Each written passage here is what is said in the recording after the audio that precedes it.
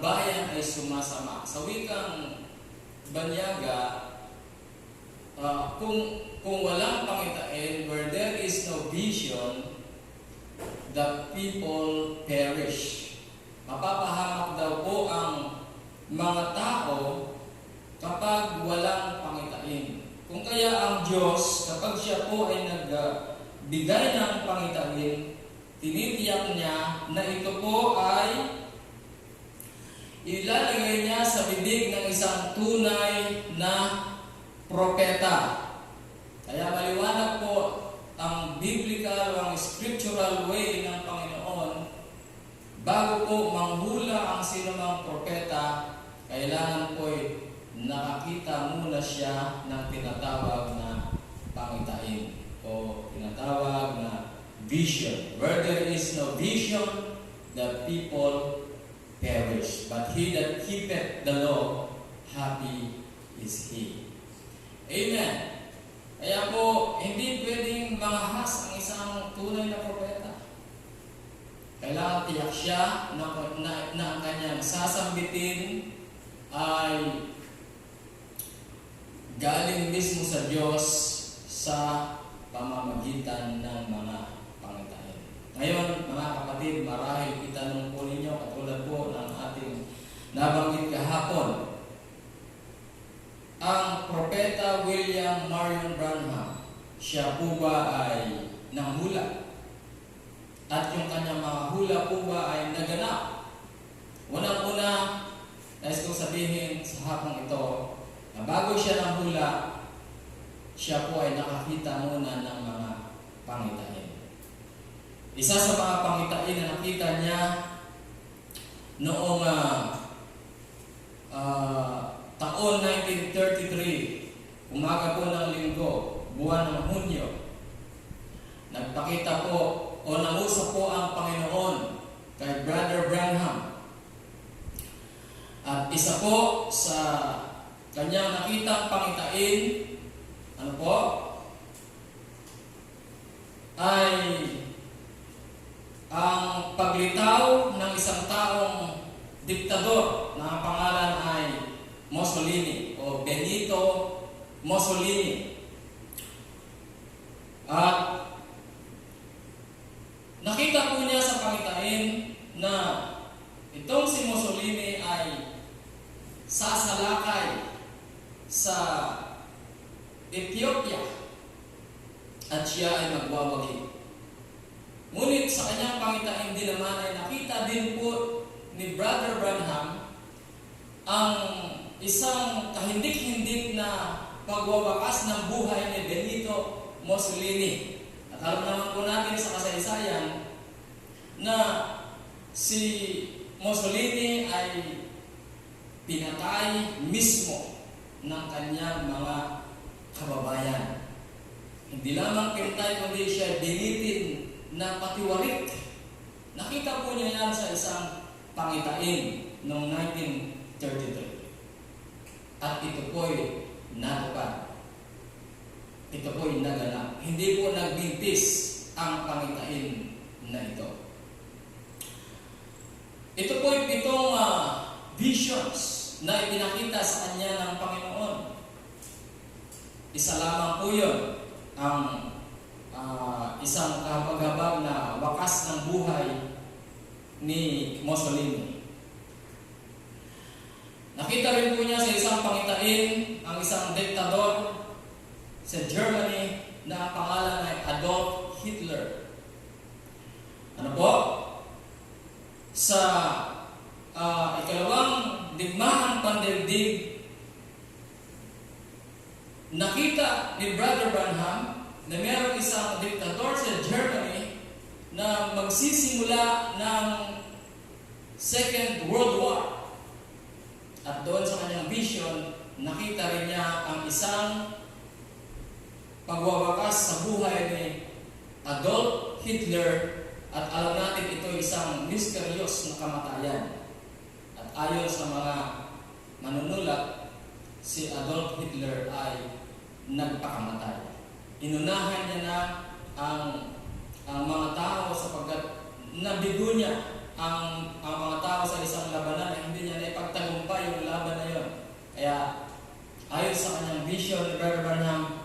si Adolf Hitler ay isang merong mysterious na kamatayan.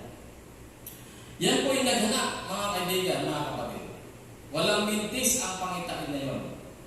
At ang ikatlong pangitain po na kanya nakita ay ang paglitaw ng isang malalakas na partido ng mga tinatawag na isms. Una po rito yung fascism, na kung saan ito po yung itinatag ni Mussolini. Pangalawa po dito ay yung Nazism, na kung saan pinangunahan naman po ito ni Adolf Hitler. Ngunit ang isang matindi at kahindik-hindik na partido ay yung Communism. Sapagkat yung Nazism at Fascism nilamon po ng Communism. At kung sasaliksikin po natin kung sino yung ama ng communism na ito, ay si Karl Marx, na kung saan ito naman ay pinangunahan ni Joseph Stalin sa panahon niya. At alam po natin na itong tatlong ito, bago lumitaw, ito po'y nakita na ni Brother Branham sa kanyang mga pangitain. At hanggang ngayon, ang communism ay isang matatag na partido ng mga komunista. Kaya nga, sabi niya sa isang sa tinig, the voice admonish, watch Russia. Watch Russia. Alam natin, mga kapatid, na ang Russia ay nanaig. Ano po, sa tinatawag, ang nanguna po sa communism sa panahon po ni Joseph Stalin ay ang Union Soviet Social Republic o USSR. Napakalaking bansa ito sa buong mundo. Ngunit pansinin po ninyo, isang bansa na maliit na Russia ay winasak ang Soviet Union. Now, kaya nga, meron pong babala na bantayan ninyo ang Russia. Bantayan ninyo ang Russia. Kaya nga, mga minamahal, pansinin po ninyo sa ganitong pagkakataon, ang Russia ay nananahimik lamang sa pagitan ng hidwaan ngayon ng China at ng Amerika. But one day, mga kapatid, magugulat na lang tayo kung ano yung gagawin ng Russia. Sapagkat ito po'y isang warning na ibinigay ng Diyos sa kanyang propeta na bantayan ang Russia. Okay? Iyon po ay ikatlong pangitain na ipinakita ng Diyos mismo kay Brother Branham at ito'y nangyari. Ang ikaapat po na pangitain ay ang paglitaw ng advanced technology o ng science. Isa pa sa kanyang nakitang pangitain ay isang sasakyan na walang steering wheel. Ito po'y remote control. Nakita niya na bago pa lumitaw ang sasakyan na ito, 1933, na merong isang pabilog ang shape ng isang sasakyan at may tao sa loob at walang steering wheel. Ito po ba ay nangyari sa panahong ito? Nangyari po ito. Kahit po sa leksikin po natin, ganito po ang mga pangitain na ipinakita kay William Marion Branham na walang mintis at ito po ay nangyayari. Amen. At isa po sa kanyang pangitain, ang panglima ay ang problema ng moral ng mga kababaihan sa darating na panahon. Nakita po niya, ipinakita sa kanya ng Diyos kung saan dati ang mga kababaihan po ay mayroong mga mahinhing mga kasuotan, mayroong mga mahabang buhok.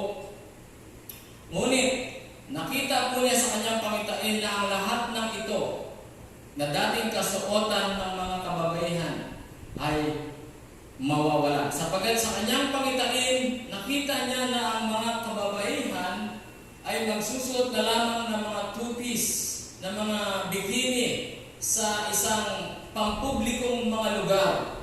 1933, nakita po ito ni Brother Branham at ito po ay eksakto naman na nangyayari sa panahong ito.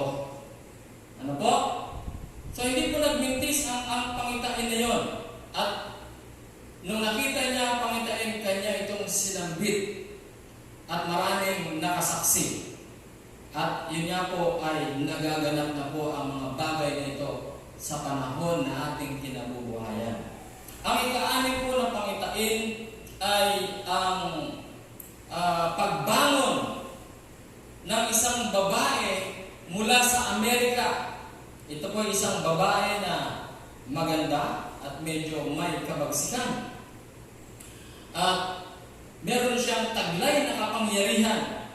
At naniwala siya na ang babaeng ito na tinutukoy ay ang Roman Catholic Church. Ano po?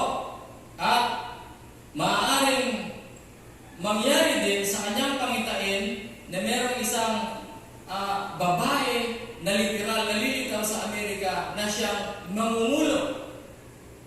Now, ito po ang isa sa pinaka-aabangan po natin na prophecy ng kapatid na si William Branham.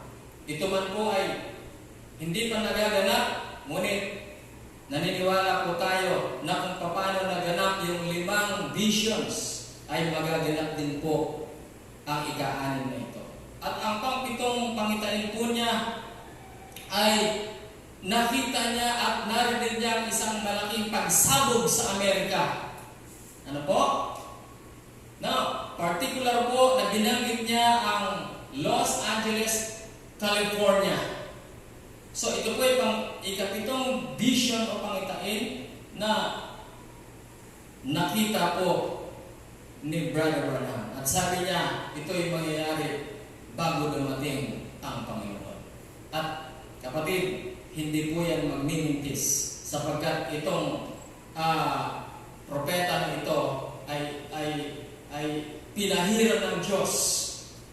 Sa kanyang kapanganakan pa lamang, tingnan po natin kung saan siya pinanganak. Sa isang simpleng barong-barong na lugar, April 6, 1909. Pinanganak si Brother Branham sa simpleng lugar at sa kanyang pagkapanganak o sa kanyang kapanganakan ay meron isang lumitaw na isang anyong kalapati na pillar of fire sa bintana na nagbabantay sa kanya nung siya isang bulba lamang. At yung pillar of fire na ito, mga kapatid, ay sinamahan ang propeta sa kanyang paglaki hanggang siya ay magministeryo at mangaral. Kaya kung makikita po ninyo sa isang litrato sa kanyang uluhan, nung siya po ay nangangaral, meron pong isang pillar of fire. Tingnan po natin yung isang picture sa kanyang uluhan na merong pillar of fire. Ano po? Ang pillar of fire na ito ay ang siyang pillar of fire din naman nung nagpanagpo si Moises at ang Diyos sa Mount Horeb. Ano po? Ang pillar of fire na ito ay siyang pillar of fire din naman nung panahon ni Apostol Pablo, nung nakita niya ang isang liwanag at ang liwanag na yun ang siyang bumulag kay Apostol Pablo nung siya ay tawagin para mangaral sa mga hintil.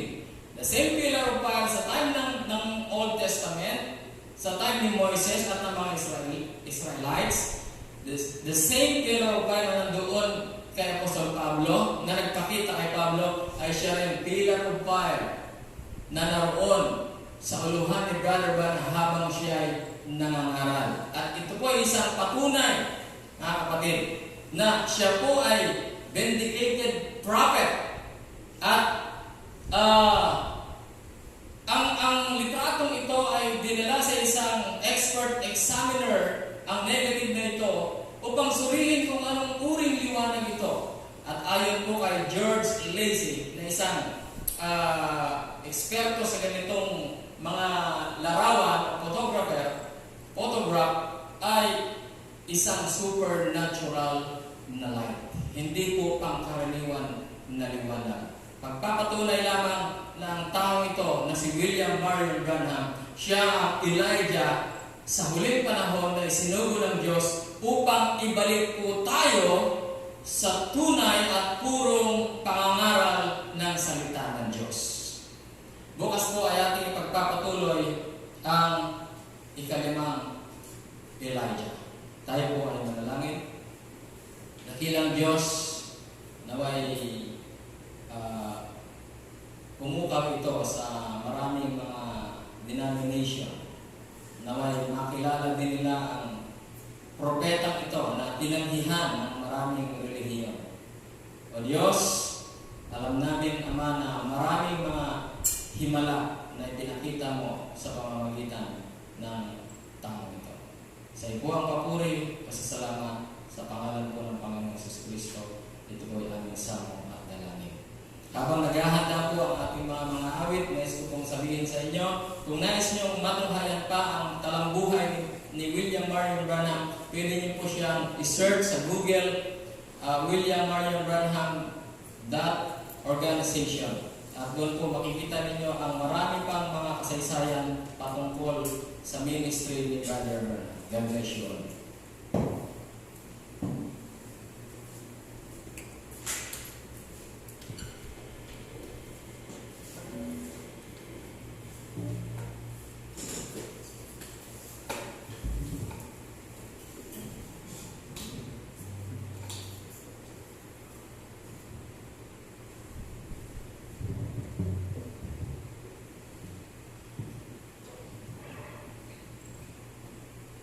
Thank you.